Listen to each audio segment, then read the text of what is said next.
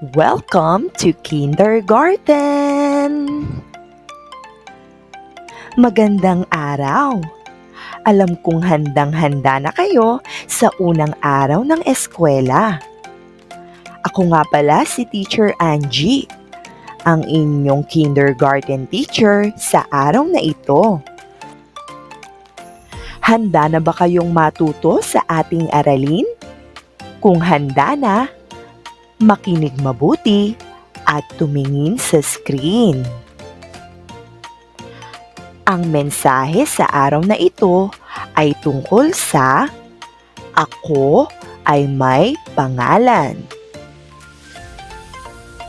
Ngunit bago natin ituloy ang ating talakayan, pakinggan ang babasahin kong tula na pinamagatang Sino Ako? Ni Jennifer A. Idos. Tayong lahat ay may pagkakakilanlan. Bawat isa ay may sariling pangalan. Bigay sa atin ng ating mga magulang na dapat lagi nating tandaan. Pangalan. Mahalaga ang ating pangalan. Ngunit bakit nga ba mahalaga ang ating pangalan? Sa pamamagitan ng pangalan, malalaman kung saan pamilya tayo nanggaling.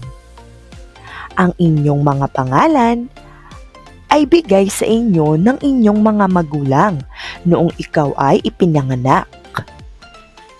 Kaya dapat mong tandaan at mahalin ang iyong pangalan. Makikilala tayo ng ating mga kaibigan at ang inyong mga kaklase sa pamamagitan ng pagtawag sa iyong pangalan. Hayaan niyong ipakilala ko ang aking buong pangalan. Ako ay si Maria Angeline S. de la Cruz. Iyan ang aking buong pangalan. Ikaw, alam mo ba ang iyong buong pangalan? Magaling! Ano-ano ang bumubuo sa inyong pangalan? Ating alamin. Ang ating pangalan ay binubuo ng una ay first name o ang pangalan na bigay ng iyong magulang. Pangalawa ay ang middle name o ang unang letra ng iyong gitnang apelyido. At ang pangatlo ay ang iyong surname o ang iyong apelyido ng pamilya.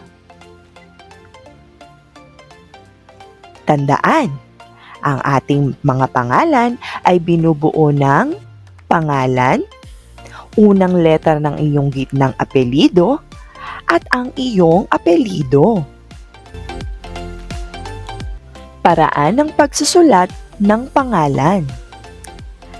Sa pagsusulat ng pangalan, dapat mong tandaan na nagsisimula sa malaking letra ang iyong pangalan. Ang iyong pangalan na bigay ng iyong magulang ay nagsisimula sa malaking letra.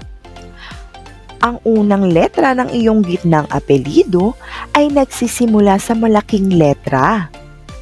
At ang iyong apelyido ay nagsisimula rin sa malaking letra.